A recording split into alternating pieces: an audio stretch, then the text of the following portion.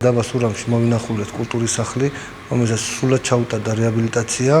რეაბილიტაცია ჩაუტარდა როგორც თვითონ შენობას, ასევე რეაბილიტაცია უტარდება მიმდებარე ტერიტორიასაც.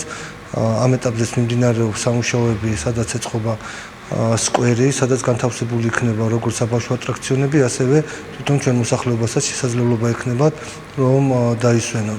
მთლიანად სამუშაოს ღირებულება ჯამში შენობის და სკვერის მოწყობის სამუშაოების ღირებულება შეადგენს დაახლოებით 3 მილიონ ლარს და აღნიშნული სამუშაოები დასრულებული იქნება მიმდინარე წლის სექტემბრის თვეში. გარემონტა ეს ისტორიული შენობა, სრული რეაბილიტაცია მოხდა, აქ განთავსდება ბიბლიოთეკა, აქ განთავსდება მცირე საკონცერტო დარბაზი, ასევე სურამის ადმინისტრაცია, მერის წარმომადგენლის ადმინისტრაცია. მსგავსი პროექტები ძალიან მნიშვნელოვანი არის სურამისთვის და მით უმეტეს გამომდინარე იქიდან, რომ სურამი ტურისტული ლოკაცია, ეს შენობა აუცილებლად ხელს შეუწყობს ადგილობრივად სურამის მოსახლეობისთვის კულტურული ღონისძიებების ჩატარებას.